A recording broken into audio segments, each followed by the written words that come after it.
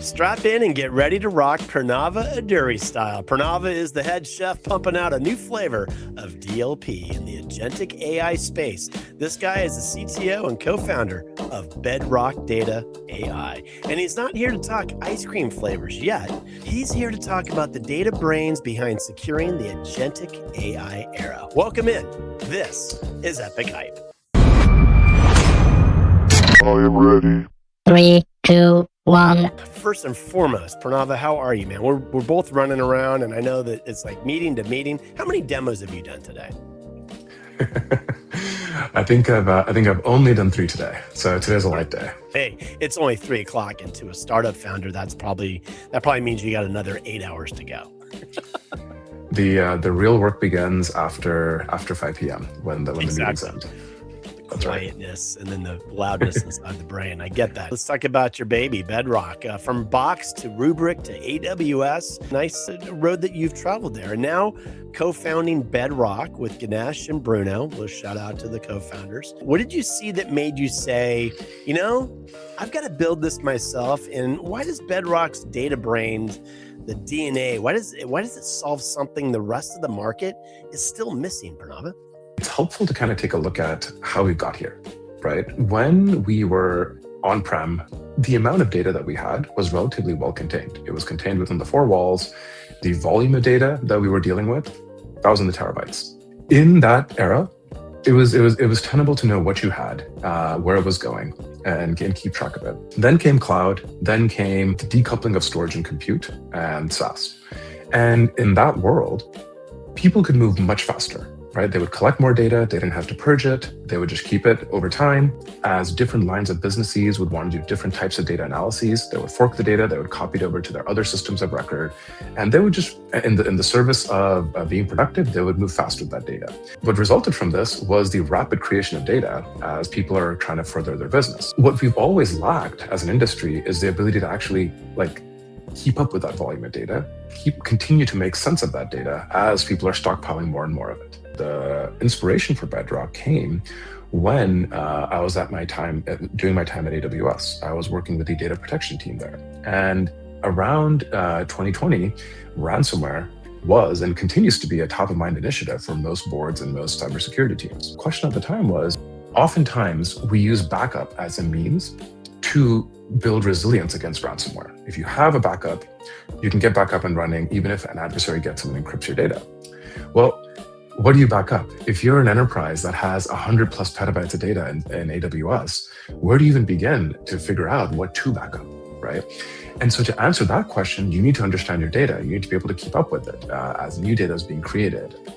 You need to understand the business value of that data, what's important, what's operationally critical. And that's what we didn't have good answers to. And so that kind of directly led to the creation of Bedrock in terms of how do you meet today's data volumes? How do you keep pace with how businesses are evolving quickly and assign value to that data so that ultimately you can make sure that that data can be used productively? Now, you didn't just start out with basic data like social security numbers. You built the platform to understand a company's data, from left to right, north to south, east, west, IP, legal docs, chipset designs. Now you're launching Agent DLP, and you're bringing that understanding in line to how agents move data to other agents and tools. So this is a really big deal. This is like your really big announcement, and you're doing it right before Black Hat. Love that. So in 30 seconds, I say 30 seconds, but hey, take a couple minutes. Take a couple minutes and talk to us about this really big announcement and what that all means when I say Agent DLP, inline, understanding the inline, how the agents are working. What is this big moment all about? Want to hear that? Drop it here, please. The problem is DLP is 2 components: the ability to understand what data is important, and then the ability to block it from letting it go somewhere that would cause harm to the company or having it leak to an unauthorized third party. So there's the detection component, and then there's the blocking component. DLPs are good at the blocking component, but the detection component is what's hard. Because exactly as you mentioned, certain types of data are easier to categorize than others. Finding an email address, finding a phone number, there are fixed patterns for these types of data.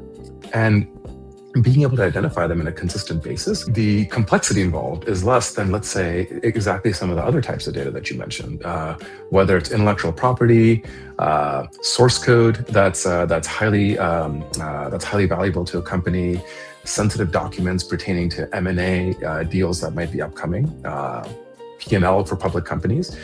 These are the highly sensitive data elements that organizations want to keep under lock and key. And identifying them isn't always straightforward. But there is no simple regex that you can create for that, right? There is no simple keyword to look for. It requires a full contextual analysis and understanding of not just the contents of the document, but the business context in which it was created. That's what we created at Bedrock when we started the company. When we built the company, we built it to be a highly performant, scale-out, data at rest security solution. We built the solution for enterprises that had over 100 petabytes of data from day one. And so the ability to analyze that data, understand in considering the business context and the data classification policies that the company has written down, helping them identify across all the data that they had, which data was sensitive. But that was at rest. What we are launching is the ability to take that corpus, that training that we've done for data at rest, and bringing it in line as well. So as agents are connected to these data, as agents are working on behalf of humans, they get access to the systems that those humans have access to, and they get access to the data that's there. What we're launching gets me excited is we've done the homework of figuring out what data is important. We've built the models to allow people to evaluate what data is most sensitive to the business.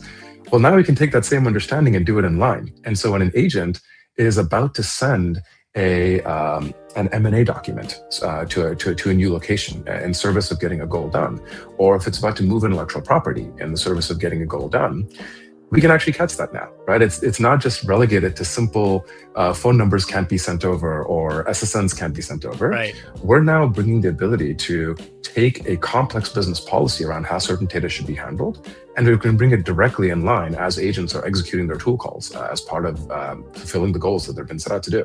And Pranava, just so I can put this around my head, I don't know everything, but I would assume that the way it's been done prior to what you just laid out, people are having to send it to a third party and having people provide a service and, hey, we'll get back to you Friday. Right? Well, to your point, right now, if you want these kind of guardrails on agents that go beyond basic detections, you have to use aggressive human in the loops, or you have to either do that, or you have to constrain those agents such that they're only working in very limited sandboxes, which kind of defeats the point, right? You want the agents to do productive things. You want them to go work on behalf of you. But the problem is that these agents don't have the same judgment you do, right? If you have access to something that's sensitive, you might know the corporate controls and the corporate guidances on how to handle that. And so you might not do certain things. But the agent doesn't necessarily have that judgment that you do. If you don't have something guiding the agent that's telling the agent, no, you can't do this, well, everything's fair game. Look, you just dropped this and you're going to be really busy at Black Hat. By the way, come find these guys at the Cyber Fuel Center. Pranava and his team will be running demos. But what has been the reaction so far? Like, does it take just a matter of a few minutes for somebody to say, whoa, step back. What did you just do? What's the reaction? Share it.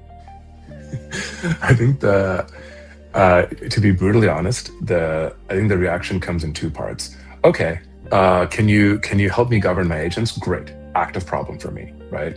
But then the follow-up is almost always, I've been pitched by 100 vendors, about governing my agents, and everyone claims to make it easy as a finger snap. But in reality, there's a lot of caring and feeding that's needed, right? Precisely because if you can use a technology to block a certain call, but what to block is the hard problem in terms of figuring out in what situations should I block it? Is this data truly sensitive or not? The double click that most people want to do is how do you figure out what data to block?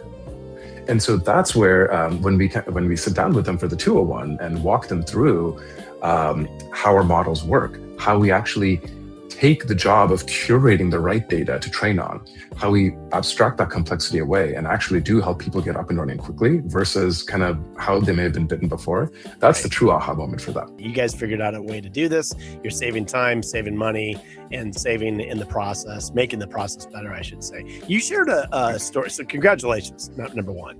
Exciting. Can't wait for the aftermath and doing a follow-up with you to find out the buzz and how many people got this in front of that Black Hat. You told a story about an agent that quietly staged sensitive data in an exposed location just to get a dashboard built faster. No malice, just doing its job. That's exactly the kind of risk most enterprises don't see coming at all. So why is Black Hat the moment for security and AI leaders to wake up to that type of a story? Yeah, absolutely. When it comes to, I think there's two elements to this, right? I think when people come to Black Hat, they're in a learning mode, right? They want to understand what's out there. I think the transformation that's happening in security as a whole is we're trying to figure out how to enable the business collectively as an industry. And especially now more than ever, being the opposite of no is a great way to be overruled and to have people work around you. And so personally, I love Black Hat as an opportunity to introduce these capabilities because you get rapid fire validation and people are in the learning mode. They want to understand what the right ways to approach these problems are. So personally, launching and getting rapid feedback is one of the best parts about Black Hat for me. Well, that's what it's all about. I mean, it's there to not only network, but to get new ideas, share new ideas. You've done Black Hat. This is not your first rodeo, correct? Yeah, this will be our fourth Black Hat. So okay. Yeah. So you got some stripes on your shoulder. For every, I mentioned it earlier, chief data officer, CISO, a chief AI officer walking the floor, what's the one question they should be asking themselves about their agents that they're probably not asking? And how does Bedrock answer it? I ask this question because I really want to lure in the CISOs and CDOs and anyone else that's, in charge, building infrastructure, working, analyzing the data. I mean, this is a great opportunity for you to find Pranava and his team at 1923. That's the Prohibition Bar where the Cyber Fuel Center is going to be. What are you hopeful that they're going to walk off? And what's the question that they should be walking and asking you, Pranava? I think a very simple articulation is, how do we know what our agents are doing, right? I think that's the question that starts it all.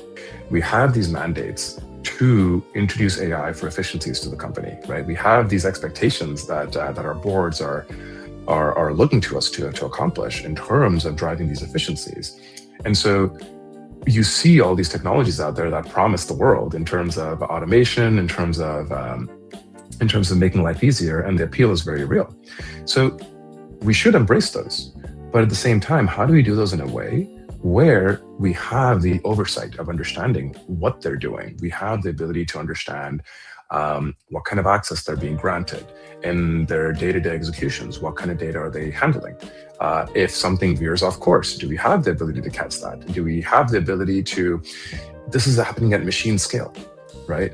And so it's one thing to manually audit 10 entries. It's another thing to sit at the end of the day and look at 100,000 actions that happen. Right? Starting with the question of, what are our agents doing? Do we have the confidence to let these agents go run wild because we have the right guardrails in place? I think those are the productive questions to be thinking about. That's it. I love that you laid out the word confidence, because anybody that's going to answer, yes, we do, you're then going to counter by saying, oh, interesting. I'd love to learn how you're doing that. Please teach me. Exactly. You're building the kind of technology that, big companies want to hitch to their ride. So I'm really, really excited about what you're bringing to the market. This is really cool. And two things that you love, speaking of love, ice cream and cycling. And I thought, I might have to open up this segment with Van Halen with David Lee Roth's Ice Cream Man. Not sure if you know that song. And if you don't, I'm going to send you the Spotify share tune. That's a great tune, by the way. But I know you love making ice cream, and I know you love cycling. So I'm thinking, God, those are things that just kind of make you smile and have fun. So let's play a game. You ready to play a little game with me? Let's do it. Okay, Pranav, I need you to repeat after me. I have the need. I have the need. I have the need for speed. I have the need for speed. Yes, it is time for Fast Eddie Speed Zone with Pranava. I'm going to ask you some questions. And all I need you to do is be quick like you are on that cycle and be quick with your answers right back at me. Ready? All right, let's do it. All right, man. This is how we do it, or away we go. We got about 10 of them for you. Here we go. Number 1, Box, Rubrik, AWS, or Bedrock. Which one was your best first day experience? Ooh, I have to say Bedrock. Your preference in making from scratch, chocolate or ice cream? Ice cream, it's way faster. Strangest flavor of ice cream you have ever made from scratch? Durian ice cream. It is a very polarizing flavor. Rambutan, jackfruit, or savory shrimp, scampi, sorbet. Which one do you choose? Rambutan, jackfruit, or savory shrimp, scampi, sorbet? I would choose rambutan as a crowd pleaser. I would want to privately experiment with the shrimp as a savory sorbet. There we go. You and I both, man. We're going to have to try that out. Maybe we can sell it right out on the corner of Black Hat. Yep. One of my personal favorites. Salt and straw order. If we go together, are you getting the goat cheese or the classic? Goat cheese. Social security detection or chipset IP detection. Which one's the easy stuff? Social security numbers. Hardest cycle climb you've ever finished? Well, from a race perspective, Sure. the Mount Diablo climb that happens in October every year. Cycling or ice cream? If you could only keep one hobby, which one would it be? Oof. I cycle so I can eat ice cream, man. Burning those carbs. Last one, Black Hat or RSA? Oof. Black Hat, because Black Hat has a more practitioner lens that we can learn from. The company is called Bedrock. You can go to Bedrock Data. Sorry, can't leave the data out. Bedrock Data AI. You're going to be hanging out at the Cyber Fuel Center. There's a QR code right up above Pranava's head. Hit that with your phones, guys, and it'll give you all the details you need to have. Pranava, where can people find you if it's not at Black Hat? They can't make it out to the desert. How do they reach out and schedule some time with you to learn more about this great announcement you just dropped and more about what Bedrock is pushing out to the market? Absolutely. We are very active on LinkedIn. I'm always open to a DM. So please connect, drop us a line there. And our headquarters are right downtown in San Mateo. So if you're around San Mateo, come join us for lunch. I'd love to have you guys over. And last question I really have for you is, have you had a great time here today? It was fantastic. So looking forward to part 2 live in Vegas. Yeah, man. I'm going to capture some time with you. We'll probably do a walk and talk as we cruise from the 1923. That's where he's going to be hanging out. The Bedrock Data crew is going to be at the 1923 Prohibition Bar and also -5. Tuesday, Wednesday, Thursday. That's August 4th through August 6th. A little shout out to JW, Jen Winters, putting on this event. It's a great place to just get away from all of the sensory overload that you get out on the floor. And if you just want to sit down, have a little private one-on-one to learn about what they're doing, maybe grab some coffee, grab a burrito. Yes, we're going to have food and beverage and knowledge, all three there. Come by and see us. Maybe even learn a couple of the recipes that Pranava's throwing out. Yes, this man, he does make ice cream from scratch. Your kids must love you. You have kids? Not yet.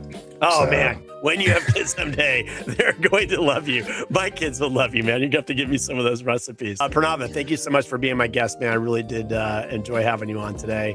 And I definitely will look forward to seeing you in Vegas. Likewise, EP. It was a pleasure. Thank you for having me, and to be continued.